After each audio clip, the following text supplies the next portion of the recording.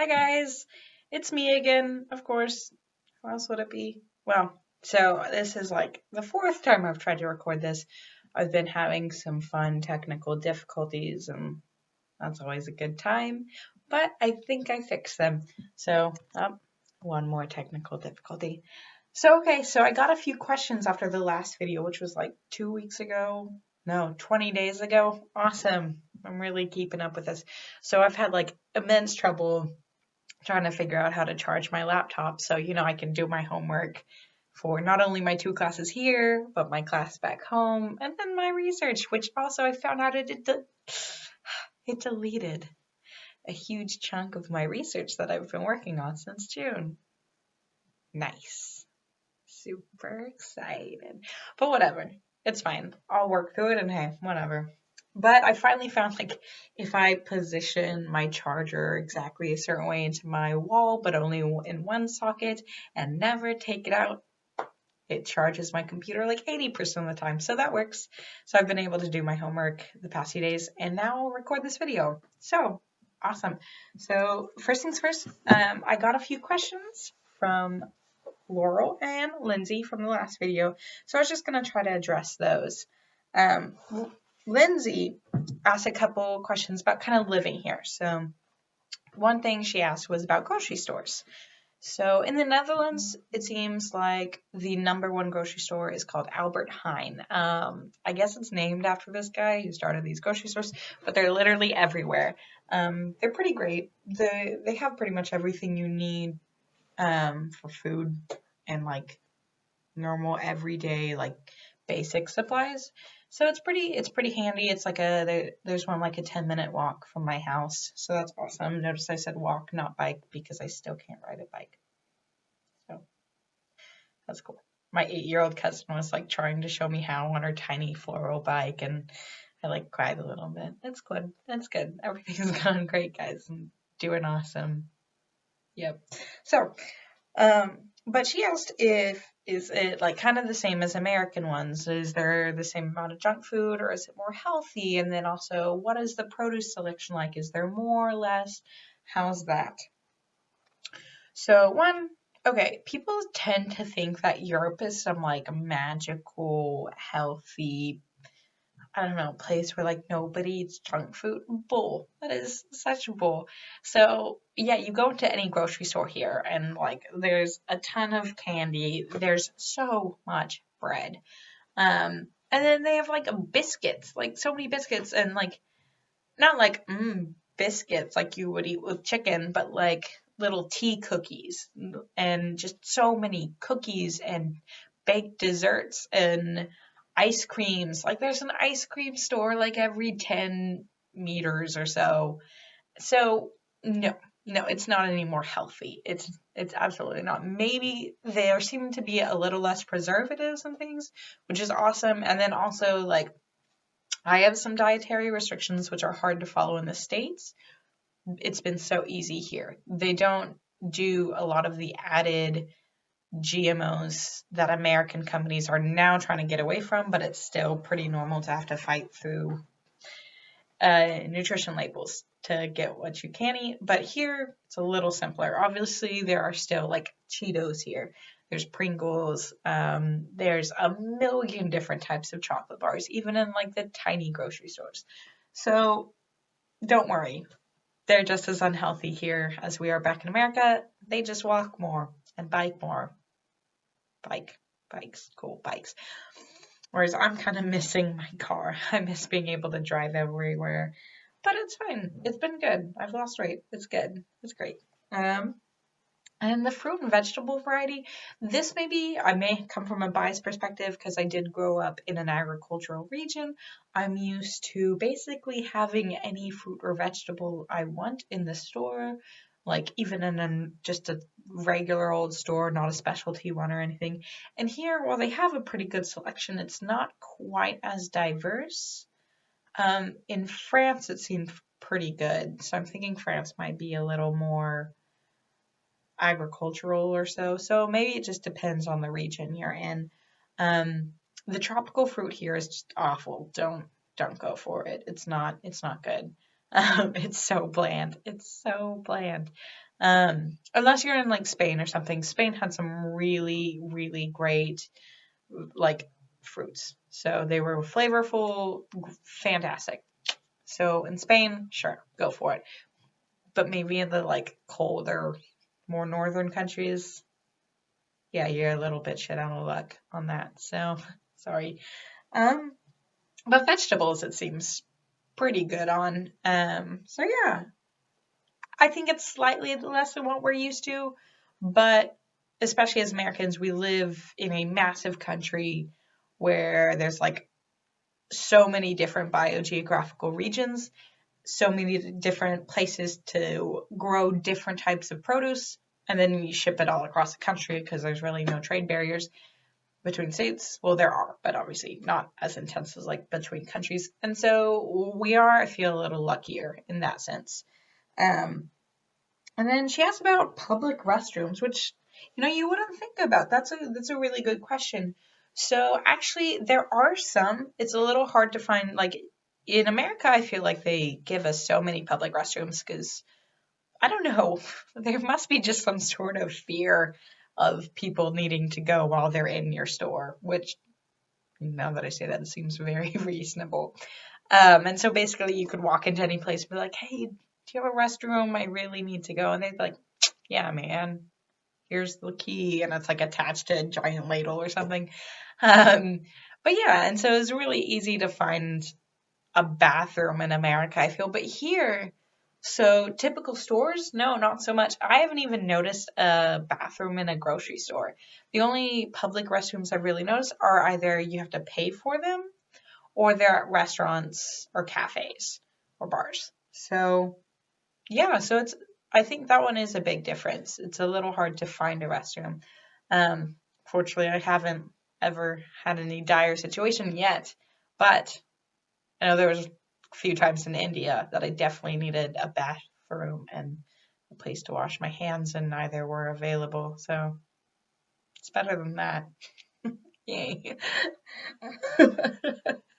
Maybe I just have like low standards. I don't know. If they've got a sink and soap and moving water, awesome. This is a luxurious bathroom. I'm kidding. Okay. But and then Laura also kind of had some questions about campus life. So, what are some campus norms? Well, one, people smoke.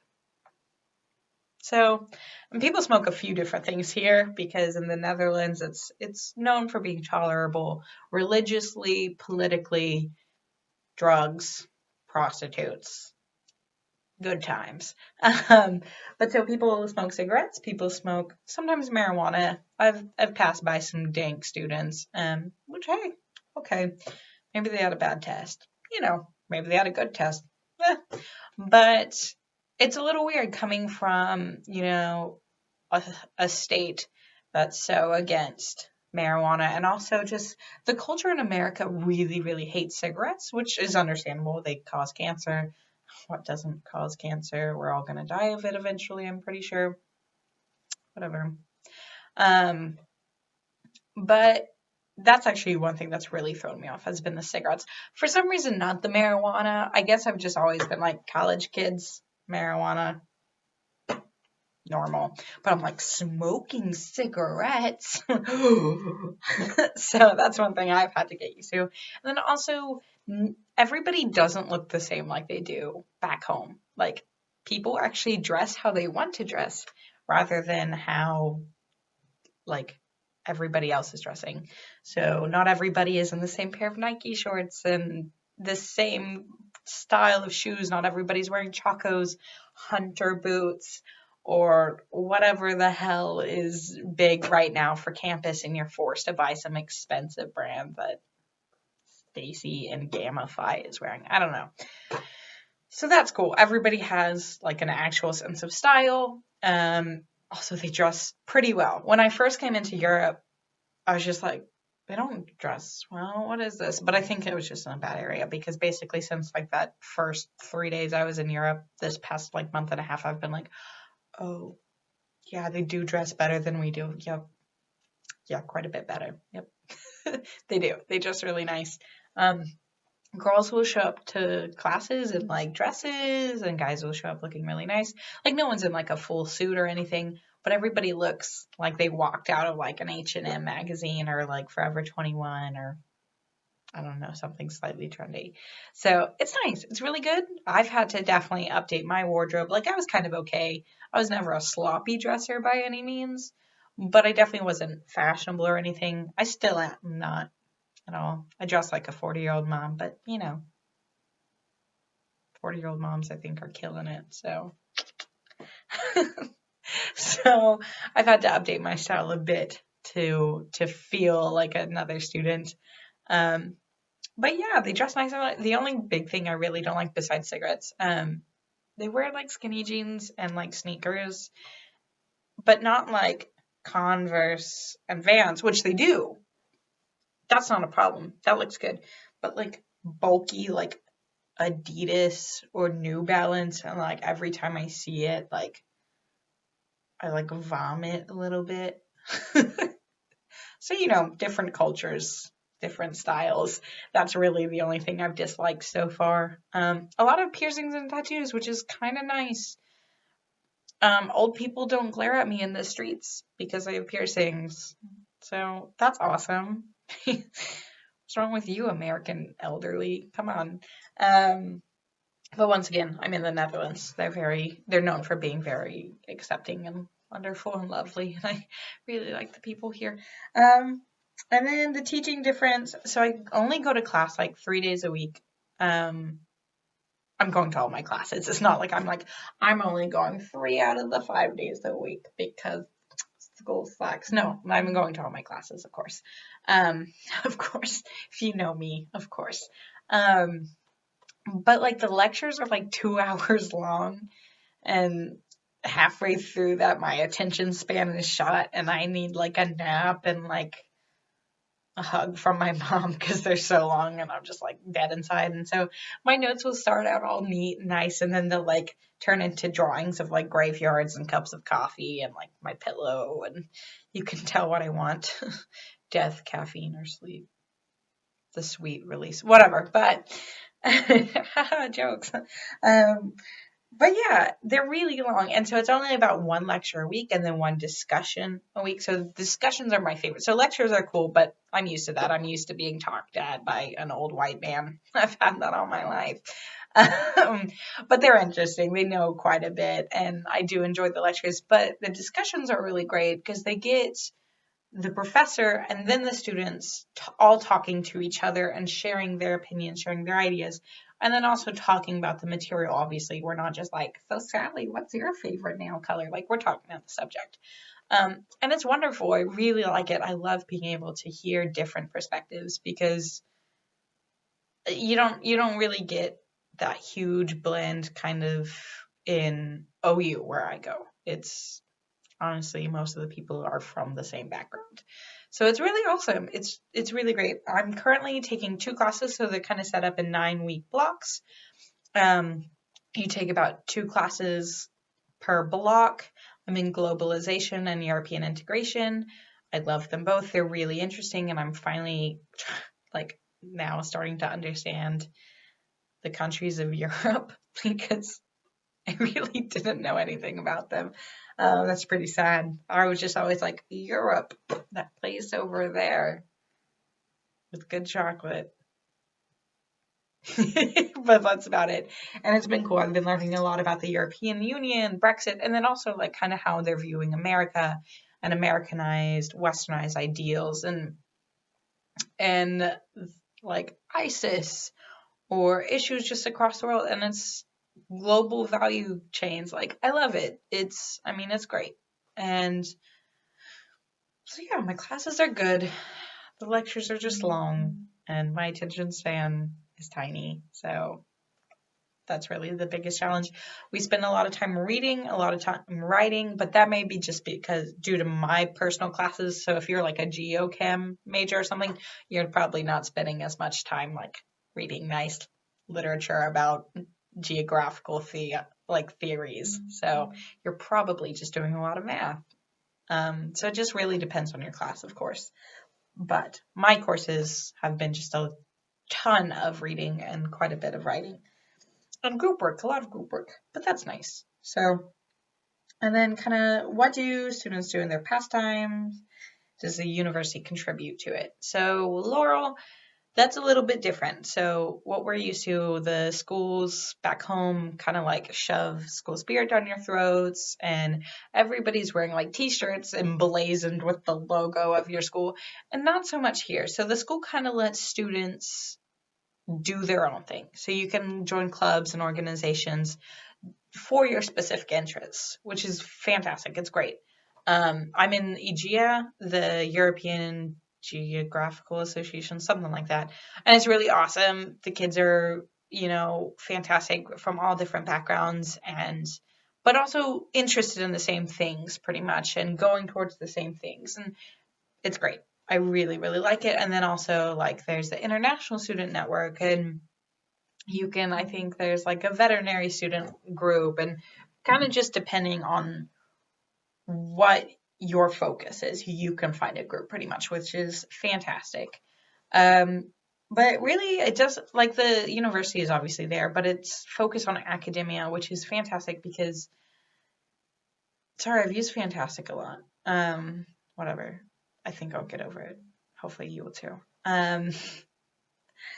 So back home with my university, since American football, sorry, Europeans, our sports are shit. Like, it seemed like a lot of times people forgot that, like, OU, OSU were universities rather than just football teams. And it was a little frustrating because that's the whole reason we're there, is for education, academia, research. And a lot of times people just thought about sports. And I don't know, I felt distracted from our real purpose, from the good things that the university was doing. Just incredible students are coming out of that, incredible research is coming out of my school. But what people think of when they hear OU is a bunch of guys running around in big padding, smacking into each other. And a big stadium that is causing a lot of light pollution.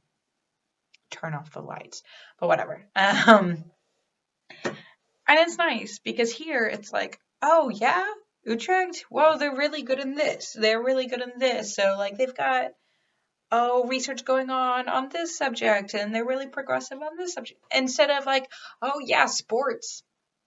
University, it's there for sports. So that's awesome.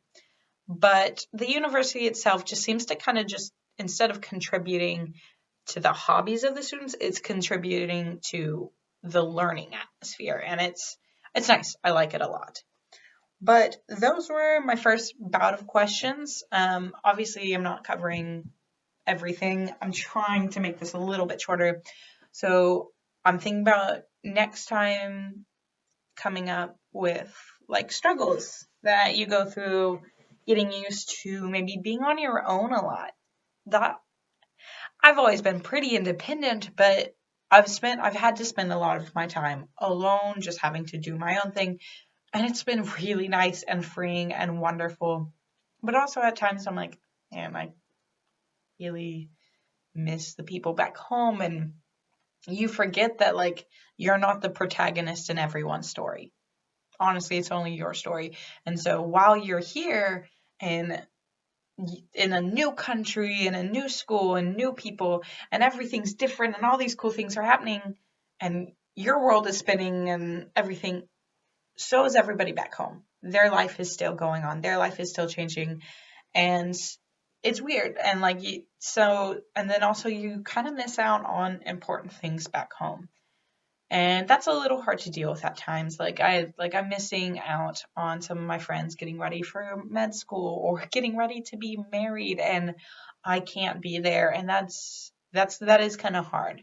And I wish I could be there for that, but at the same time, I know I have to be here right now.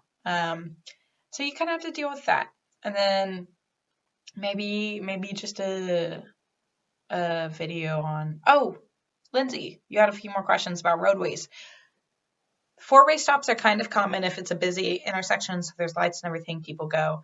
And then roundabouts are everywhere. seriously everywhere. Which is honestly, they kind of make more sense to me now, especially if they're in a like less populated, busy intersection or so. And also like a lot of towns and residential areas make their own designs in the middle of the roundabout, so like floral or maybe something that reflects like the agricultural aspect of that village. And I don't know, they're really nice. They're cute. A lot of times there's just really cool sculptures in them. I love them. And then also, do people drive on the right side of the road? Here, yes. In France and Switzerland, I think also yes. Spain, I think also yes. I'm pretty sure most of the places I've been, everybody's driven on the right side of the road, so that's been nice. Nothing's been confusing. I haven't been driving. I think that's illegal for me to drive here, but it seems like the rules are pretty similar to American laws. Pretty sure the only place that's different is like maybe the UK or so, maybe some just random countries. I'll update you if you find any, or if no, not if you find it. If I find any places that drive on the left side or have anything like vastly different. So far the only place I've been that was vastly different was India, and I still don't quite understand what side of the road they're supposed to drive on, and also when you're not supposed to use your horn, because it seems like you're always honking your horn in India. They use it as like a turn signal, and also they're just like, hello, I'm driving my car. Listen to the sound of my people, which is my beeping car horn, whatever. But it's nice. It's nice. So I hopefully answered all the questions that I had. I tried to write them down and then I forgot to read them all. Awesome. But then I'm hoping to maybe do a video later of stereotypes, but not just myself spewing my opinion at you guys. Bring in some other people that I've met, maybe in EGEA, maybe just in classes, and actually have just a discussion on how we view each other, and then also how those stereotypes are wrong, maybe how some of them are right, and also just get a bit of understanding going through rather than just my personal opinion. So I think that'd be awesome if you guys have any comments, suggestions, whatever. Unless it's mean, don't say something mean. Why? Why would you? But yeah, if you have anything you want me to address, I'll try. Thanks for watching. Bye.